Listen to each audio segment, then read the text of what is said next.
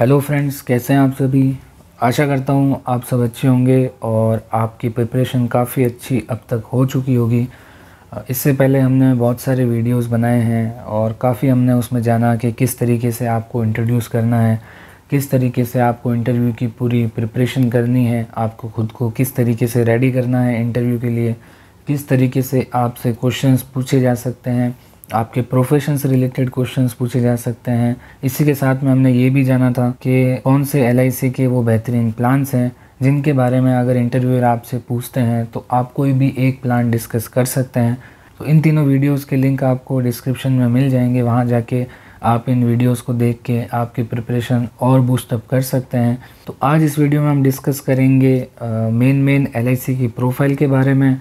साथ में हम ये भी जानेंगे कि अगर इंटरव्यूअर आपसे पूछ लेते हैं कि why you want to join LIC, आप LIC ही क्यों ज्वाइन करना चाहते हैं, दूसरे बहुत सारे इंडस्ट्री है, बहुत सारे जैसे बैंकिंग वगैरह सेक्टर है, फाइनेंस सेक्टर है, वहाँ आप क्यों नहीं जाना चाहते, आप LIC ही आपने क्यों प्रेफरेंस दिया, LIC आपने क्यों चुना, तो वहाँ पे आप क्या जवाब देंगे उसके बारे में हम डिस्कस करेंगे। साथ में LIC तो आपने चुना ही है, लेकिन इंश्योरेंस इंडस्ट्री के अंदर बहुत सारी और भी 25 कंपनीज़ है, आपने उसमें भी LIC को ही प्रेफरेंस क्यों दिया, LIC को ही नंबर 1 आपने क्यों चुना है, क्यों प्रायोरिटी दी है, इसका भी आंसर आपको इस वीडियो के अंदर मिल जाएगा।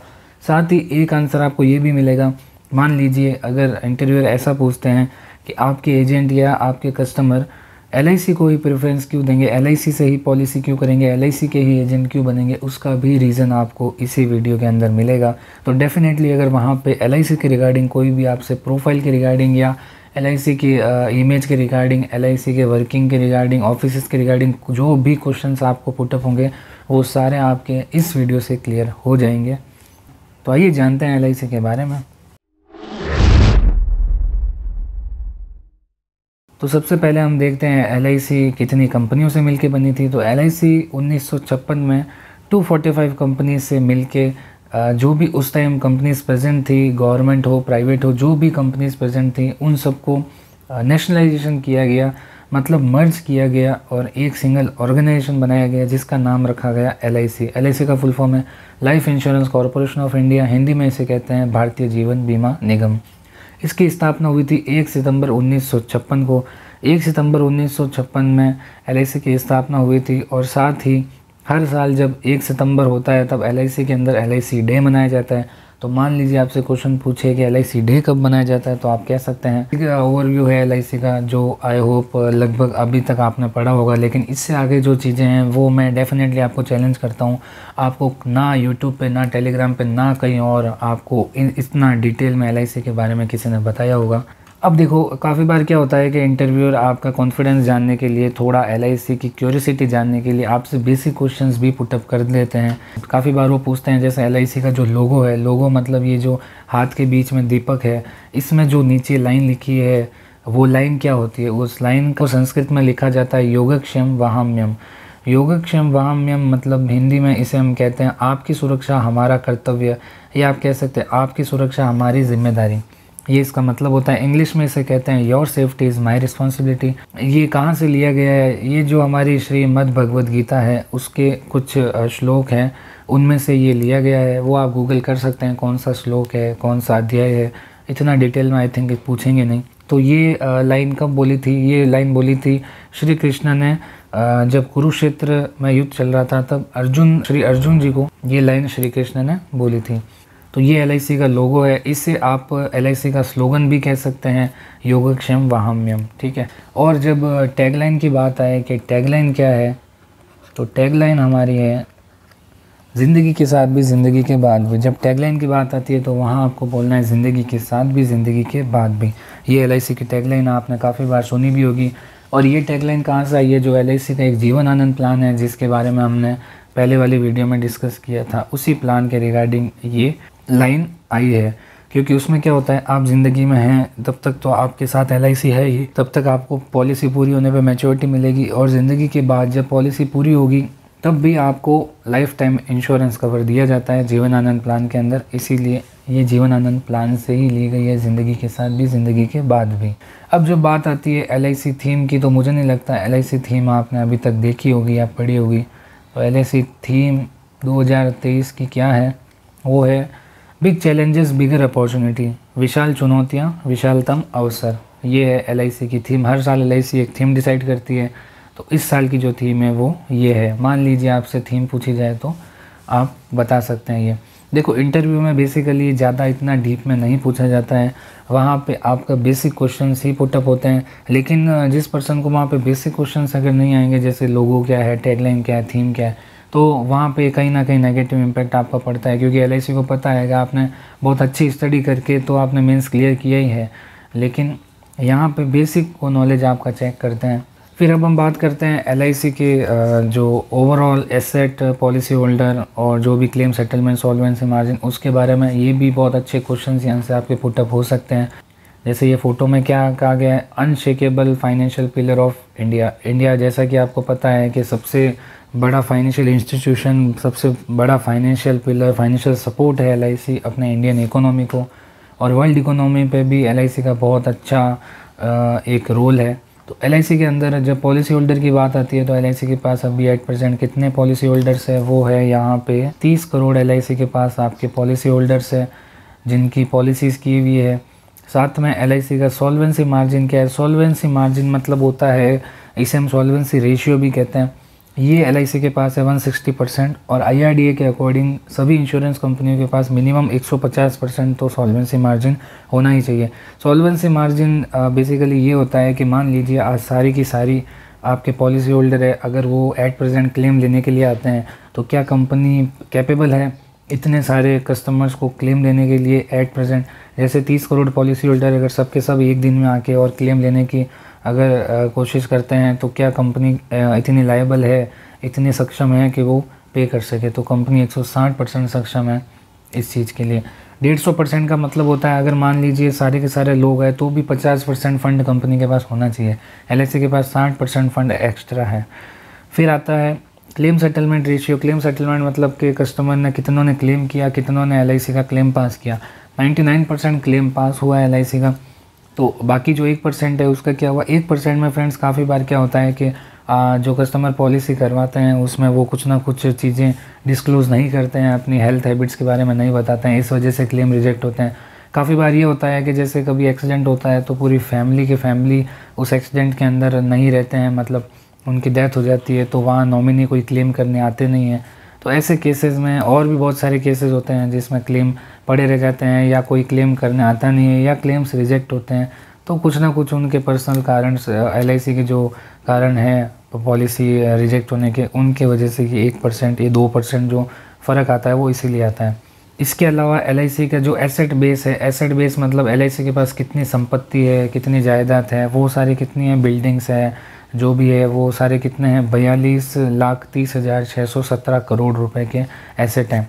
इसी के साथ में एक AUM वर्ड आता है, एसेट अंडर मैनेजमेंट। AUM का मतलब होता है asset under management. Asset under management में मतलब जो शेयर प्राइस है, जो शेयर्स है एलआईसी के पास, जो इक्विटी वगैरह है, वो सारी टोटल कितनी है, 41.66 लाख करोड़, 41.67 लाख करोड़ AUM है। जो एसेट अंडर मैनेजमेंट मतलब जो पैसा मार्केट वगैरह में जो लगाया हुआ है, जहाँ से एलआईसी अर्न करती है, वो सारा कितना है, AUM 41.66 लाख करोड़। फ्रेंड्स अगर आपको लगता है ये डेटा थोड़े पुराने हैं तो रफली अगर आप डेटा एग्ज़ाम में बोलते हैं, इंटरव्यू में बोलते हैं, तो उसमें कोई दिक्कत नहीं है। यहाँ पे एग्जैक्ट डेटा आपसे कभी आगे वाला एक्सपेक्ट नहीं करता है। उन्हें पता है कि पर्सन इतना एग्जैक्ट फिगर याद नहीं कर पाता है, थोड़ा बहुत आप ऊपर नीचे बोलेंगे तो कोई इशू नहीं है। अगर मान लीजिए आपको लगता है ये पुराना है, अभी लेटेस्ट 1-2 लाख और बढ़ गया है, 1-2 करोड़ और बढ़ गया है, तो कोई दिक्कत नहीं है, आप जितना है उतना ही बता सकते हैं, ठीक है। जो मैं आपको यहाँ पे शो कर रहा हूँ वही बता सकते हैं। लार्जेस्ट एसेट मैनेजमेंट कंपनी है एलआईसी। एसेट मैनेजमेंट मतलब लोगों का पैसा इन्वेस्ट करना और वहाँ पे सब कुछ मैनेज करना, एसेट मैनेज करना, वो उसमें एलआईसी नंबर 1 है, सबसे बड़ी है। सरप्लस जनरेटर है एलआईसी। सरप्लस मतलब एलआईसी का हर साल जो प्रॉफिट होता है वो आराम से 4 से 5 lakh crore every year surplus generate होता है। सरप्लस मतलब प्रॉफिट, और प्रॉफिट के अलावा जो अमाउंट आता है उसे हम सरप्लस कहते हैं। फिर पेड एलआईसी हर साल जो एक सरकार को डिविडेंड पे करती है। डिविडेंड मतलब एक जो भी प्रॉफिट एलआईसी को होता है उस प्रॉफिट में से as a dividend LIC 5% government of India को पे करती है। अब गवर्नमेंट ऑफ इंडिया को पे करने का कारण क्या है, इसके बदले में LIC को government of India sovereign guarantee देती है। सोवरेन गारंटी क्या होता है वो हम आगे स्लाइड्स में डिस्कस करेंगे। तो ये रिसेंटली LIC ने कितना दिया, 31,000 करोड़। तो 5% प्रॉफिट LIC ने गवर्नमेंट को दिया है। तो 95% प्रॉफिट कितना होगा फ्रेंड्स, आप देख सकते हैं। इसी के अलावा LIC की ब्रांचेस कितनी है, वो है 2048 ऑल ओवर इंडिया में। और एब्रोड ब्रांचेस कितनी है, 14। एब्रोड में कहाँ कहाँ है वो भी हम डिस्कस करेंगे। तो फ्रेंड्स ये सब चीज़ें इतने डिटेल में आपको मैं क्यों पढ़ा रहा हूँ, इसका सबसे बड़ा कारण ये है कि देखो, अगर किसी नॉर्मल जिसने ये वीडियो नहीं देखी है उससे अगर LIC के बारे में पूछा जाएगा तो वो क्या बताएगा, LIC के सर चेयरमैन ये है, LIC की स्थापना ये, LIC की इतनी कंपनी से मिलके बनी, LIC नंबर 1 है। बस 4-5 पॉइंट वो पुराने जो चले आ रहे हैं, जो जहाँ उन्होंने नॉर्मली स्टडी किया है वही सब वो पढ़ेंगे। आपसे पूछा जाए LIC के बारे में आप क्या पढ़ के आए हैं, क्या जानते हैं या क्यों आना चाहते हैं, अगर वो उनके सामने आप इन चीज़ों के बारे में जिक्र करेंगे ना, solvency margin, AUM, claim settlement, paid dividend कितना पे किया, ये सब चीज़ें आप उनके सामने जब बताएंगे तब डेफिनेटली अगला पर्सन आपसे इतना इम्प्रेस होगा और आपको डेफिनेटली वो सेलेक्ट करेगा कि जिस बंदे ने इतनी अच्छी रिसर्च LIC पे करके आई है, तो वो जब हमारे ऑर्गेनाइजेशन में आएगा तो हमारे लिए कितनी गर्व की बात होगी। इसी के साथ में ये तो अभी सिर्फ हमने 10% कवर किया है, अभी 90% इससे और डिटेल में है। वो अब जब आप जानेंगे तब आपको और अच्छे से समझ आएगा कि LIC कितना बड़ा ऑर्गेनाइजेशन है और रियली आपको प्राउड फील होगा कि आपने कहाँ फॉर्म अप्लाई किया है। वो चीज़ें आपको ज़रूर बतानी है। ठीक है, अब हम बात करते हैं LIC कहाँ कहाँ पैसा इन्वेस्ट करती है। ऐसा तो है नहीं फ्रेंड्स कि LIC सिर्फ आपके बैंक वगैरह में या कहीं और पैसा इन्वेस्ट करेगी। LIC सभी सेक्टर में इन्वेस्ट करती है। रिसेंटली आपने एक न्यूज़ सुनी होगी जो बहुत चर्चा में थी और बहुत गलत भी थी, अडानी की वजह से LIC का बहुत ज़्यादा घाटा हुआ। ठीक है ना, ऐसा कोई, देखो सारी चीज़ें फेक हैं, कोई घाटा नहीं हुआ है, कुछ भी घाटा नहीं हुआ है। जैसे कि पहले वीडियोज़ में भी मैंने बताया था, LIC ने जो पैसा इन्वेस्ट किया था उसकी वैल्यू एक टाइम 3 गुना 4 गुना हो गई थी, लेकिन जब शेयर प्राइस डाउन हुई तो जो पैसा इन्वेस्ट किया उसका पहले 4 गुना प्राइस थी तो वो कितनी हो गई थी, 2 टाइम्स हो गई थी बस। तो LIC ने तो जो पैसा इन्वेस्ट किया उसकी वैल्यू 2 टाइम्स हुई ना, पहले 4 थी फिर 2 हुई, तो लॉस कहाँ हुआ। ओवरऑल देखा जाए तो जितना इन्वेस्ट किया उसका 2 टाइम्स रिटर्न LIC ने ले लिया था। और अभी अडानी के वापस शेयर बूस्ट हो चुके हैं। अडानी के अलावा भी LIC और जगह इन्वेस्ट करती है। कभी भी एक कंपनी एक जगह इन्वेस्टमेंट नहीं रखती है, अपने पोर्टफोलियो को हमेशा जो भी कंपनीज़ होती है वो डाइवर्सिफाई करती है ताकि रिस्क जो हो वो बहुत कम हो। एक सेक्टर अगर गिरे तो बाकी सेक्टर अच्छे बूस्ट हो सकें। जैसे देखो, बैंकिंग में LIC का सबसे मेन पोर्शन 51% की इसमें IDBI के अंदर है। IDBI सब आप जानते होंगे LIC का खुद का बैंक है।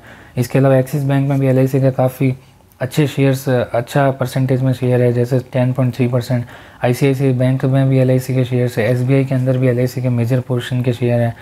इसी के अलावा फाइनेंस सेक्टर की बात करें तो LIC की खुद की एक सब्सिडरी है LIC HFL housing finance limited, जो लोन्स प्रोवाइड करती है। फिर इसके अलावा IL&FS ये सारी कंपनी है। फिर इसी के अलावा India bulls housing finance limited company है, आपको पता होगा इंडिया बुल बहुत बड़ा एक कंपनी है। इसी के अलावा फार्मा की बात करें तो सन फार्मा बहुत बड़ी कंपनी है, आपको पता होगा। डॉक्टर रेड्डी आपने सुना होगा डेफिनेटली। इतनी बड़ी बड़ी कंपनियों में LIC के इतने अच्छे मार्जिन में शेयर, इतने परसेंटेज में शेयर्स हैं जिससे LIC का प्रॉफिट इतना अच्छा होता है। देखो रिसेंटली पता होगा आपको 2019-20 में कोरोना आया था, तो कोरोना में लगभग सारे सेक्टर इफेक्ट हुए थे, लेकिन एक सेक्टर ऐसा था जिसमें इतना अच्छा बूस्ट आया था, वो था आपका pharma sector. Pharma medical sector उस टाइम बहुत अच्छी ग्रोथ में था, क्योंकि देखो सभी को बीमारी थी, सभी को मेडिसिन की रिक्वायरमेंट थी, तो फार्मा सेक्टर बहुत ग्रो किया था। तो वहाँ पे LIC ने अपना अच्छा खासा प्रॉफिट कमा लिया था फार्मा कंपनी से। तो मान लीजिए ऐसी कोई सिचुएशन आती है जहाँ पे कोई एक सेक्टर बूस्ट होगा, डेफिनेटली LIC उसमें प्रॉफिट अपना अर्न करेगी, क्योंकि सभी सेक्टर में LIC ने अपने पैसे लगा रखे हैं। अदर की बात करें तो ITC लिमिटेड में भी LIC का 16.3% के शेयर है। NSE ऑटोमोबाइल इंडस्ट्री की बात करें तो हीरो सबसे बड़ी कंपनी है, उसमें LIC का 5.5% शेयर है। ACC सीमेंट आपने सुना होगा, सीमेंट इंडस्ट्री में काफ़ी अच्छा नाम है, उसमें LIC का शेयर है। इसी के अलावा आपका पब्लिक सेक्टर अंडरटेकिंग कंपनी, जो गवर्नमेंट की खुद की कंपनीज़ है, पब्लिक सेक्टर अंडरटेकिंग कंपनीज, उसमें LIC के काफ़ी अच्छे परसेंटेज में शेयर है। MTNL है, BL है, ONGC है, HL। ऐसा नहीं है LIC सिर्फ प्राइवेट के अंदर इन्वेस्ट करती है, गवर्नमेंट कंपनीज़ में भी LIC ज़रूर इन्वेस्ट करती है। ताकि हर सेक्टर में उसका पोर्टफोलियो डाइवर्सिफाई हो सके, पोर्टफोलियो इंक्रीज़ हो सके। इंडियन ऑयल में है। इसी के अलावा आईटी सेक्टर में देखें तो इन्फोसिस वेल नोन कंपनी है, विप्रो वेल नोन कंपनी है जो हमेशा अच्छे खासे प्रॉफिट में रहती है। तो इन कंपनियों में मेनली एलआईसी इन्वेस्ट करती है। इसके अलावा और कौन सी कंपनियां हैं, देखो ये होल्डिंग 2019 की है, ठीक है। मुझे यही फ़ोटो मिली थी जिसमें मैं एक अच्छे से आपको बता सकूं मेजर पोर्शन कहाँ इन्वेस्ट है एलआईसी का सेक्टर वाइज। बट फ्रेंड्स अभी तक एलआईसी इन कंपनियों में इतने परसेंटेज में ही इन्वेस्ट कर रही है। हो सकता है थोड़ा परसेंटेज इंक्रीज़ हुआ हो सब में। तो यही बोलना है कि फार्मा में ये कंपनी है, पीएसयू में ये, आईटी में ये है, ये सब आप ज़रूर बताइए, ठीक है। अगर मान लीजिए आपसे पूछा जाए कि एलआईसी कहाँ से पैसा अर्न करती है, कहाँ से आपको बोनस मिलता है, कैसे क्या मिलता है, कैसे एलआईसी का स्ट्रक्चर रहता है प्रॉफिट का, तो आप ये चीज़ें बताइए कि एलआईसी इन सेक्टर में इन्वेस्ट करती है, इसीलिए एलआईसी का प्रॉफिट सबसे अच्छा रहता है, ठीक है। इसके अलावा और भी बहुत सारी कंपनियां हैं जिसमें एलआईसी इन्वेस्ट करती है। आप सब देख सकते हैं यहाँ पे सारी कंपनीज आपके सामने हैं। Adani, Axis Bank, Asian Paint, Airtel, Cipla, HDFC bank, HCL, Hindustan Unilever, इसी तरीके से बहुत सारी कंपनियाँ हैं। बहुत सारी कंपनियों में एलआईसी ने इन्वेस्ट कर रखा है। अब देखो जो मैंने यहाँ पे आपसे बात करी थी सोवरेन गारंटी के बारे में, यहाँ पे मैंने आपसे बात करी थी सोवरेन गारंटी के बारे में। यहाँ जो हमने डिस्कशन किया था 5% गवर्नमेंट ऑफ इंडिया को एलआईसी हर साल देती है, इसके बदले में गवर्नमेंट देती है आपको सोवरेन गारंटी। सोवरेन गारंटी क्या है? सोवरेन गारंटी है, मान लीजिए ऐसी स्थिति होती है कि एलआईसी पॉलिसी होल्डर्स के पैसे देने में सक्षम नहीं होती है, ऐसा मान लीजिए, हालांकि ऐसा कभी होगा नहीं, फिर भी एक सिचुएशन मान लेते हैं अगर ऐसा हो जाए तो क्या होगा। ऐसे केस में बाकी प्राइवेट इंश्योरेंस कंपनीज़ के पास ये राइट नहीं है, ये ऐसी कोई सिक्योरिटी नहीं है कि वो सभी कस्टमर्स को पैसा देगी, ठीक है। लेकिन यहाँ पे ऐसी स्थिति अगर एलआईसी के पास होती है तो एलआईसी का प्रोटेक्टर कौन है? Government of India.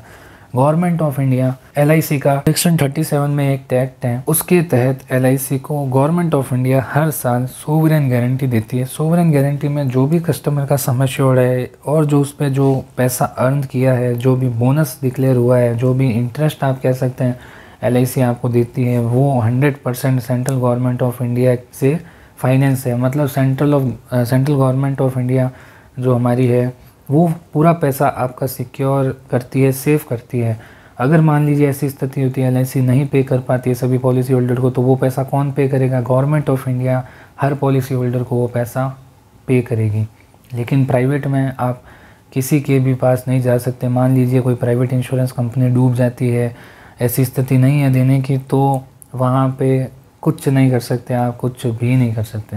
यहाँ पे गवर्नमेंट ऑफ इंडिया आपको सेफ्टी देती है, ये सबसे बड़ा प्लस पॉइंट है प्राइवेट के बजाय एलआईसी में। तो आप अगर क्वेश्चन पूछे कि एजेंट आपके साथ क्यों जुड़ेंगे या कस्टमर एलआईसी ही क्यों लेंगे, प्राइवेट कंपनियाँ क्यों नहीं लेंगे, तो आप उन्हें इंटरव्यू के सामने ये चीज़ ज़रूर जिक्र कीजिए कि सर एलआईसी के अंदर सोवरेन गारंटी है, जो बहुत सारी कंपनियां हैं उनमें एक कंपनी के पास भी प्रेजेंट नहीं है, एकमात्र गवर्नमेंट की एलआईसी है जिसके पास ये सिक्योरिटी है। अब ये क्यों मिलती है? क्योंकि एलआईसी को जो प्रॉफिट होता है उसका 5% every year government of India को जाता है, इसीलिए ये दी जाती है। ये एलआईसी एक्ट 1956। अब हम पढ़ते हैं एलआईसी प्रोफाइल। बेसिक हमने काफ़ी चीज़ें जानी हैं, अब थोड़ा और डीप में जानने की बारी है एलआईसी को, तो और थोड़ा डीप में हम जानते हैं एलआईसी प्रोफाइल। एलआईसी क्या है? सबसे बड़ा लार्जेस्ट इंश्योरर इन इंडिया है, सबसे बड़ी इंश्योरेंस कंपनी है, सबसे बड़ा इंश्योरर है एलआईसी। कस्टमर सेंट्रिक है, हर एक जगह कस्टमर को सर्विसेज दी जा सकती है, सब जगह एलआईसी के ऑफिसेज हैं। हर सिटी, हर ज़िले, हर स्टेट, हर छोटे से छोटे गांव के अंदर एलआईसी की ब्रांचेस है। सबसे बड़ा डिस्ट्रीब्यूशन नेटवर्क है एलआईसी के पास।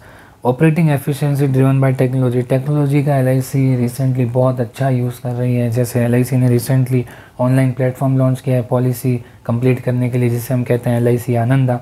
आनंदा का फुल फॉर्म है आत्मनिर्भर agent new business digital application. तो आनंदा के बारे में है। एलआईसी ने एक एआई चैटबॉट लॉन्च किया है जिसका नाम है एलआईसी मित्र। इसके बारे में आपसे अगर पूछे कि एलआईसी ने रिसेंटली टेक्नोलॉजी में क्या ग्रोथ की है, तो ये एआई चैटबॉट आप बता सकते हैं, ये बता सकते हैं। इसी के अलावा establish track record of profitable growth का एक वेल इस्टेब्लिश रिकॉर्ड क्रिएट किया एलआईसी ने। हर साल इतना प्रॉफिट होता है, आपको पहले भी मैंने बताया है, बहुत ज़्यादा प्रॉफिट एलआईसी को होता है हर साल।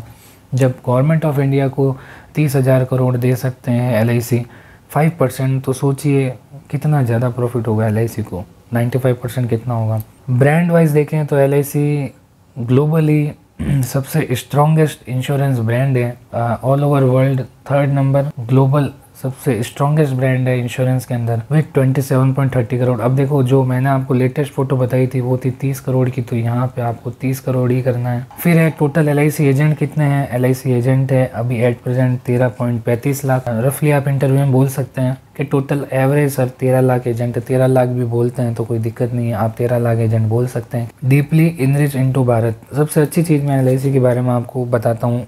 मान लीजिए आपसे LIC के बारे में पूछे, वहाँ पे आपको ये चीज़ बिल्कुल भी स्किप नहीं करनी है। ये जब आप बताएंगे तो 100% आगे वाला आपसे डेफिनेटली इम्प्रेस होगा।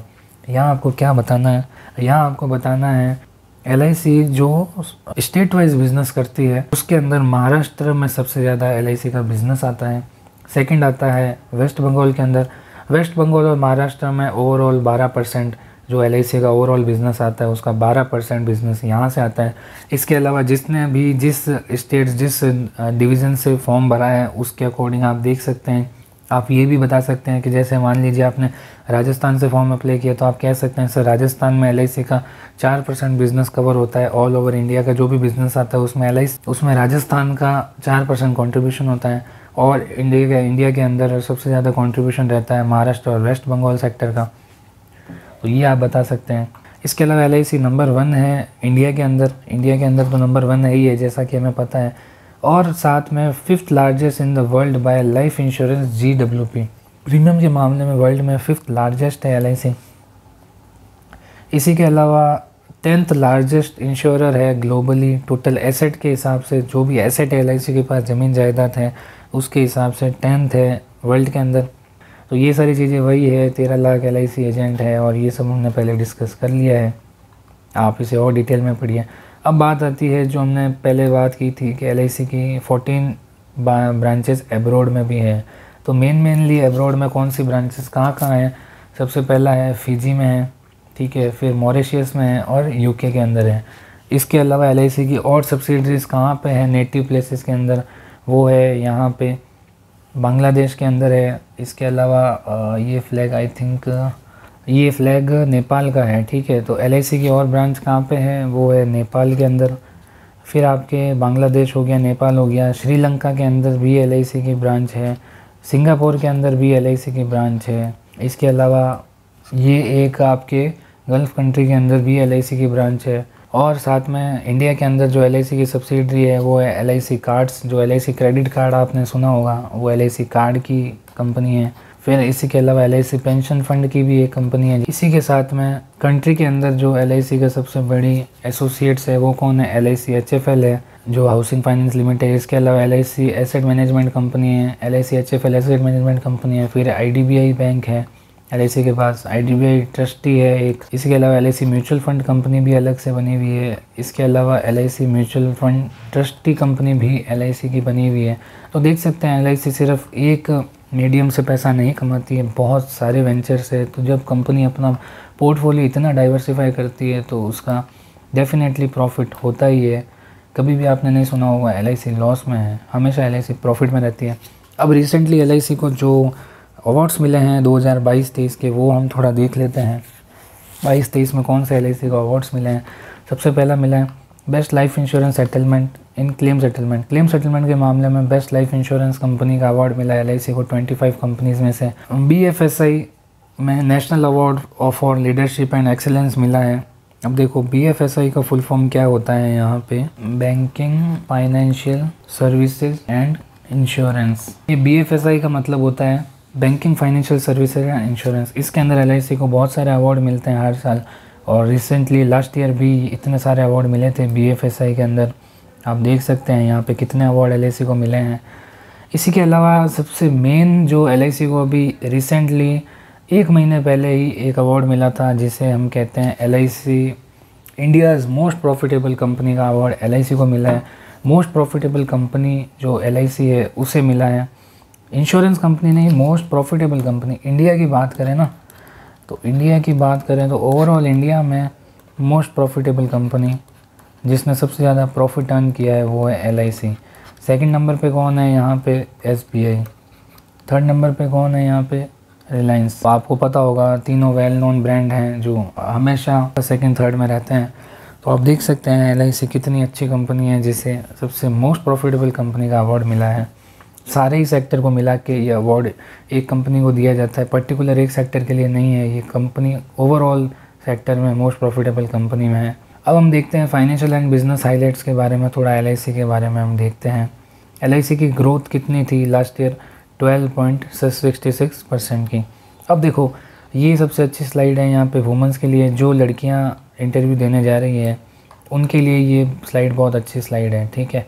अब आपके लिए ये स्लाइड क्यों इम्पोर्टेंट है? मान लीजिए ऐसा क्वेश्चन अगर इंटरव्यूअर पूछ ले कि LIC के अंदर महिलाओं का क्या योगदान है, तो महिलाओं के योगदान में आपको दो चीज़ें प्रिपेयर करनी है। सबसे पहला, जो बोर्ड ऑफ डायरेक्टर्स हैं, MD है 4, उसमें से एक MD लेडी है, ठीक है। उनके बारे में आप थोड़ा रिसर्च करिए, उनके बारे में आप जानिए। मुझे पता है लेकिन मैं नहीं बताऊंगा आपको, आप रिसर्च करिए कहाँ से उन्होंने ज्वाइन किया है, आप ही की पोस्ट से उन्होंने ज्वाइन किया है, एज ए DO ही उन्होंने ज्वाइन किया है, उनके बारे में थोड़ा आप डिटेल निकालिए, ठीक है। बोर्ड ऑफ डायरेक्टर्स आपको मिल जाएंगे, आप गूगल करिएगा, LIC की वेबसाइट देखिए, वहाँ आपको उनका नाम मिल जाएगा। उनके बारे में जानिए कि सर वो भी एज ए लेडी उन्होंने ज्वाइन किया है DO और वो यहाँ तक पहुँच सकती है, तो मैं भी पहुँच सकती हूँ। इसके अलावा ऑल ओवर इंडिया में LIC में जो वुमेंस की पॉलिसी होती है उसका कितना परसेंट है? 34%। 34%, 34.7% जो पॉलिसीज़ होती है उसमें से जो 100% LIC की पॉलिसी होती है उसमें से 34.7% कंट्रीब्यूशन किसका रहता है? वुमेंस का रहता है। मतलब इतनी पॉलिसी महिलाओं की होती है। 100 पॉलिसी अगर LIC में होती है तो उसमें से 34 से 35 पॉलिसी लेडीज़ की होती है। तो जिस स्टेट से आप हो, आप अपने स्टेट के बारे में पता करिए, या जहाँ से आपने अप्लाई किया है उसके बारे में पता करिए कि सर मैं अगर आपसे पूछें तो आप बता सकें कि महिलाओं का इंश्योरेंस इस स्टेट पर्टिकुलर के अंदर कितना % महिलाओं का इंश्योरेंस होता है या होता आ रहा है, तो इस चीज़ के बारे में आप बताइए। तो बीइंग अ गर्ल आपके लिए ये प्लस पॉइंट रहेगा अगर आप ये चीज़ें उनके सामने बोलें जब वो LIC के बारे में आपसे कुछ पूछें कि LIC के बारे में आप क्या जानते हैं। तो ये सब चीज़ें आपको बताना बहुत ज़रूरी है, आपको बेसिक पता होना चाहिए इन सब चीज़ों के बारे में। फिर है वेरियस LIC के जो इनिशिएटिव LIC ने लिए, नए प्लान लॉन्च किए थे पिछले साल बहुत सारे। फिर इसके अलावा कुछ प्लान्स में मॉडिफिकेशंस भी किए हैं। इसके अलावा नॉन पार के बारे में भी यहाँ पे दिया गया है। नॉन पार वो होती है पॉलिसियाँ, नॉन पार मतलब होता है ऐसी पॉलिसियाँ जिसमें LIC बोनस नहीं देती है, ठीक है। जिस पॉलिसी में बोनस नहीं मिलता है उसे हम कहते हैं नॉन पार, और जिस पॉलिसी में बोनस मिलता है उसे हम कहते हैं पार। LIC का डिजिटल इनिशिएटिव क्या है? आनंदा में 2022 में इतनी पॉलिसी हुई थी और ये बढ़ के इतना प्रीमियम LIC ने, इतनी पॉलिसीज़ LIC ने आनंदा से करी है। तो आनंदा भी धीरे धीरे बढ़ रहा है। फिर है our product design to suit customer cycle, जो कस्टमर की नीड है उसके अकॉर्डिंग LIC के प्रोडक्ट सारे हैं। जैसे आप देख सकते हैं पार्टिसिपेटिंग प्लान कौन है, नॉन पार्टिसिपेटिंग प्लान कौन है। एग्ज़ाम में अगर इंटरव्यू में पूछे पार्टिसिपेटिंग कौन है, ऐसे प्लान जिसमें LIC बोनस देती है, ब्याज देती है। नॉन पार्टिसिपेटिंग में क्या होता है, जो भी निवेश में जो पैसा होगा उसका रिटर्न जो है वो फिक्स नहीं रहेगा, वो पैसा या तो LIC गारंटेड देगी, कुछ में उसमें बोनस वगैरह नहीं होगा, या फिर वो मार्केट लिंक प्लान होंगे जैसे निवेश प्लस SIP वगैरह है, ये सर है। अब ये चीज़ बहुत ज़रूरी है आपके लिए कि LIC के बारे में थोड़ा और आप जानिए। Enhancing focus on building omni channel distribution, LIC के और कौन से चैनल्स है डिस्ट्रीब्यूशन के जहाँ से बिज़नेस LIC का आता है। 13.22 लाख जो LIC के एजेंट है वो बिज़नेस लाते हैं। इसके अलावा बैंक एश्योरेंस पार्टनर से भी LIC का बिज़नेस आता है। उसकी ब्रांचेस कितनी? 78। बैंक एश्योरेंस मतलब होता है bank plus insurance, bank plus insurance. Bank plus insurance मतलब कि जो बैंक में बैठे हैं वो भी इंश्योरेंस कर सकते हैं। वहाँ पे एक पर्सन होता है वो इंश्योरेंस सेल करता है LIC का। जो भी जैसे आपको मैंने बताया बैंक में SBI है, SBI में हालांकि LIC नहीं होती है। एक्सिस बैंक में आप जाएंगे वहाँ आपको LIC के पर्सन मिलेगा जो पॉलिसी वहाँ पे करते हैं। साथ में IDBI बैंक है, और भी बहुत सारे बैंक हैं जिसमें LIC के इंश्योरेंस सेल होते हैं। कॉर्पोरेट एजेंट LIC के पास कितने? 157 है। कॉर्पोरेट एजेंट मतलब होता है कॉर्पोरेट एजेंट मतलब होता है ऐसे एजेंट जो LIC के अलावा भी 2-3 कंपनियों के साथ और जुड़े हुए हैं सभी सेक्टर के अंदर, चाहे वो जनरल इंश्योरेंस हो, हेल्थ इंश्योरेंस हो, लाइफ इंश्योरेंस हो।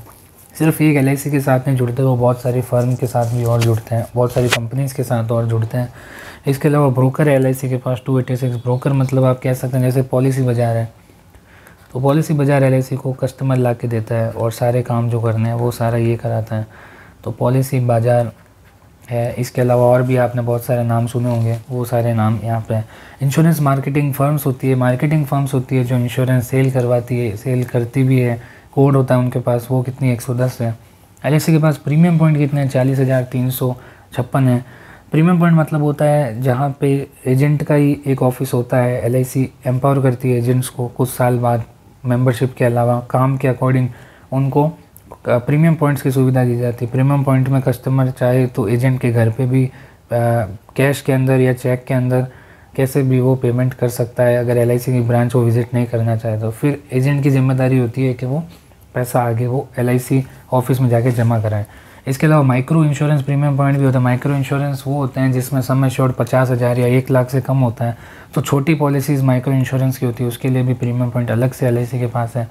टोटल LIC के पास 13 लाख तो LIC एजेंट है, ये साथ में माइक्रो इंश्योरेंस एजेंट्स भी हैं 19,691।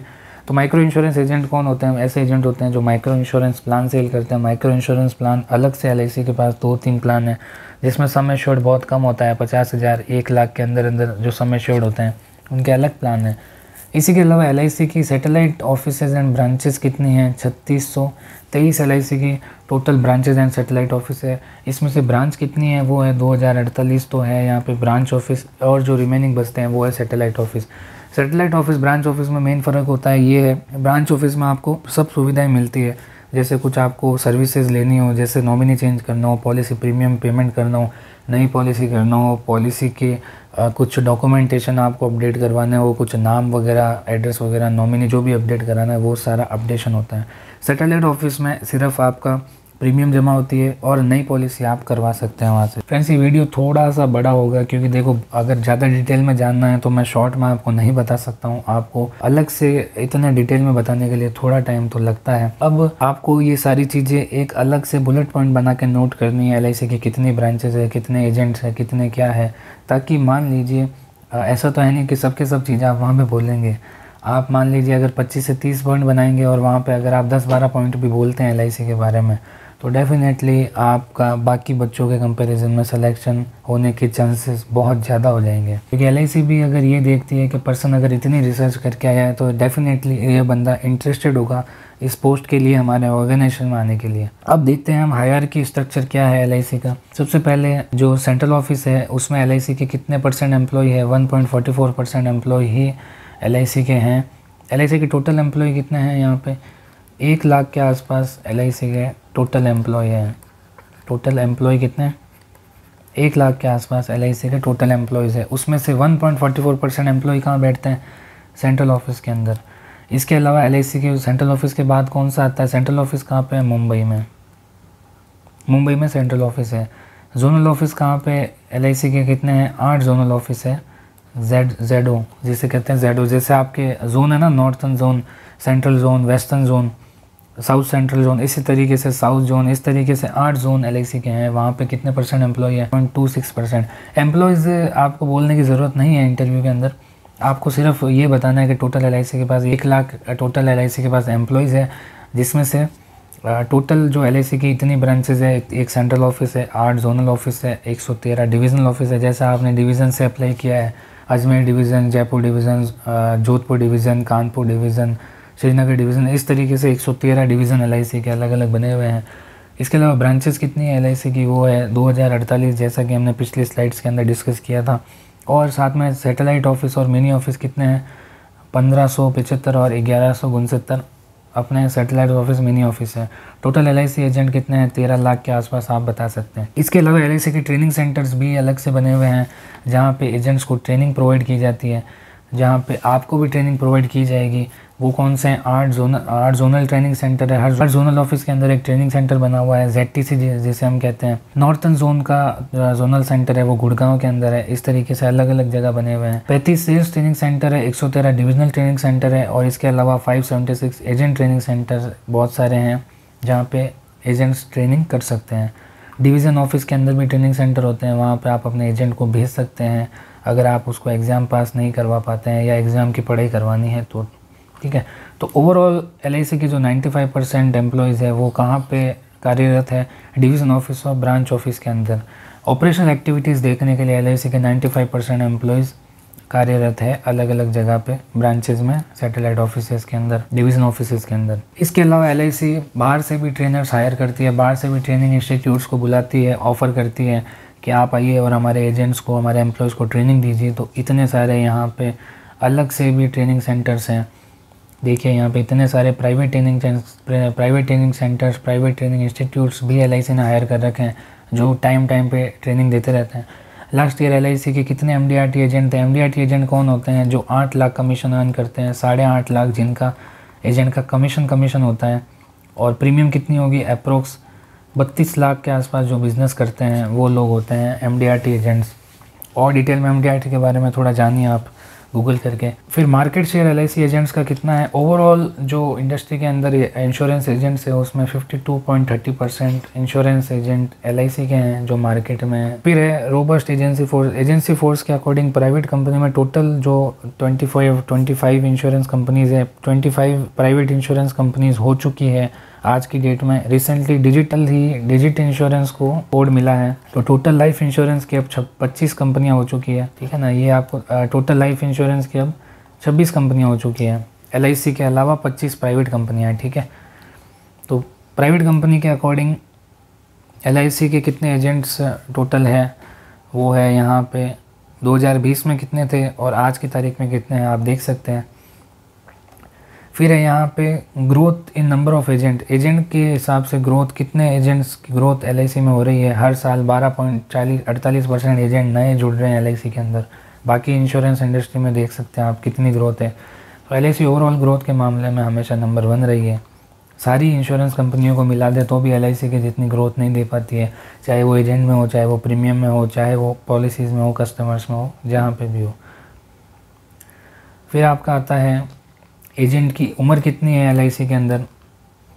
तो एजेंट्स की एवरेज उम्र कितनी है वो है सबसे ज़्यादा जो कंट्रीब्यूशन एवरेज का रहता है एज का, वो एजेंट्स की एज यहाँ पे है 16% एलआईसी के एजेंट है वो यहाँ पे है 18 से 30 साल के। तो यंग जनरेशन काफ़ी एलआईसी के पास एजेंट्स की है। फिर है 40 से 50 की उम्र के एलआईसी एजेंट कितने हैं? 30%। और 20% कौन सी उम्र के? 50 से 60% वाले। फिर है एलआईसी के जो सिटी के एजेंट्स कितने हैं वो 52% और गांव के एलआईसी एजेंट कितने हैं? 48%। तो अब हम देखते हैं एलआईसी के डिजिटल इनिशिएटिव क्या हैं। वो है एलआईसी ने रिसेंटली डिजिटली क्या क्या चीज़ें अडॉप्ट की है। एलआईसी ने लोन पेमेंट और रीपेमेंट का जो एलआईसी की पॉलिसी पे लोन मिलता है 2 साल 3 साल के अंदर, उसका भरने का जो सिस्टम है, लोन का पेमेंट का जो सिस्टम है, वापस जो आपको जो पे करना होता है कंपनी को, वो भी ऑनलाइन कर दिया है। आप एलआईसी का मोड चेंज करवा सकते हैं ऑनलाइन। जैसे आपने कुछ ईयरली प्रीमियम कर दिया, फिर उसको मंथली करना हो, मंथली को ईयरली जाना हो, क्वार्टरली जाना हो, हार्फली, वो सारा है। पैन कार्ड आप अटैच कर सकते हैं ऑनलाइन। आधार बेस आप अपना एड्रेस चेंज कर सकते हैं। नेफ्ट रजिस्ट्रेशन कर सकते हैं। नेफ्ट मतलब होता है एलआईसी के खाते से जब आपके खाते में पैसा आता है पूरी पॉलिसी पूरी होने पे, या बोनस मिलता है जो मनी बैक पॉलिसीज़ के अंदर हर 4-5 साल में जो पैसा आएगा उसे हम कहते हैं नेफ्ट, ठीक है। और आपके खाते से एलआईसी के खाते में जो पैसा जाता है, ये पैसा जाता है एलआईसी के अकाउंट से कस्टमर के अकाउंट में, ठीक है। और ये नेट्स जो है, नेट्स का पैसा जाता है कस्टमर के अकाउंट से एलआईसी के अकाउंट में, ठीक है। ये फ़र्क होता है नेट्स और नेफ्ट में। नेट्स का मतलब होता है नेशनल ऑटोमेटेड क्लियरिंग हाउस। जो ईएमआई करवाना चाहे मंथली, क्वार्टरली, जैसे भी अपने अकाउंट से डेबिट करवाना चाहे, उसे हम कहते हैं नेट्स। फिर है यूलिप फंड स्विचिंग। यूलिप में हमने फ़ंड पढ़े थे, 4 फंड पढ़े थे, equity fund, bond fund, balance fund, growth fund. उन फंड को स्विचिंग करने का भी एलआईसी ने ऑनलाइन प्रोसेस कर दिया है। इसके अलावा प्रीमियम पेमेंट के एलआईसी के ये सारे मोड हैं, आप थोड़ा और डिटेल में इसे पढ़ सकते हैं। कहाँ से एलआईसी का सबसे ज़्यादा पैसा आता है? नेट्स के थ्रू एलआईसी का बहुत ज़्यादा पैसा ऑटो मोड में आता है। ईएमआई ऑप्शन से एलआईसी के पास बहुत ज़्यादा मात्रा में पैसा आता है क्योंकि सर्विसेज देनी नहीं पड़ती है इससे। ये सब डिजिटल प्रोसेस है एलआईसी की वेबसाइट पे। ऑनलाइन पॉलिसीज़ एलआईसी की ये है। एलआईसी ने रिसेंटली अभी एक व्हाट्सअप चैट सपोर्ट प्रोवाइड किया है। इस नंबर पे आप व्हाट्सअप करके एलआईसी के बारे में आपकी कोई डिटेल हो, वो डिटेल आप जान सकते हैं।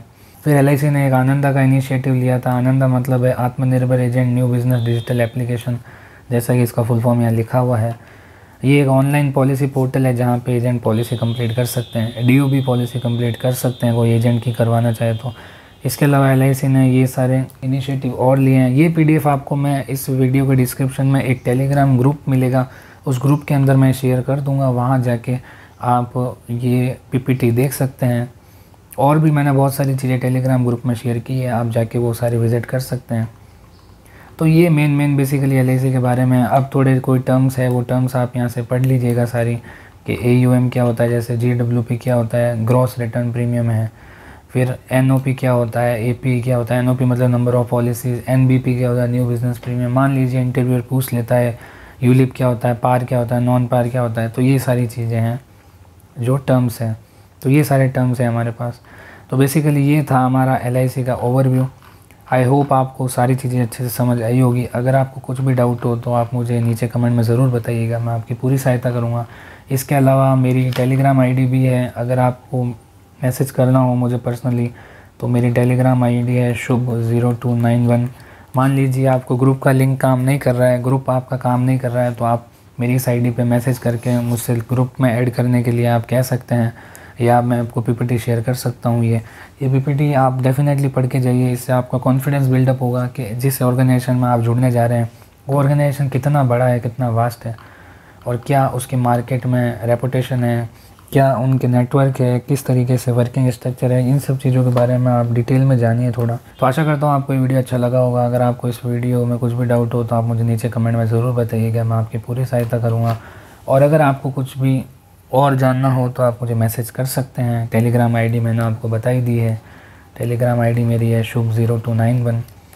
ठीक है, तो आशा करता हूँ आपका इंटरव्यू बहुत अच्छा होगा और जल्दी से जल्दी आप मुझसे मिलेंगे। मिलने का तरीका ये रहता है, LIC के अंदर बहुत सारी ट्रेनिंग्स होती है, सेमिनार्स होते हैं, मीटिंग्स होती है, वहाँ पे डेफिनेटली हम और आप कभी ना कभी ज़रूर मिलेंगे। तो best of luck for your interview. अगर आपको वीडियो अच्छी लगे तो इस वीडियो को लाइक कीजिएगा एंड अपने फ्रेंड्स एंड कलीग्स के साथ ज़रूर शेयर कीजिएगा। और अगर आप इस चैनल पर न्यू हैं तो इस चैनल को ज़रूर सब्सक्राइब कर दीजिएगा। Okay friends, thank you.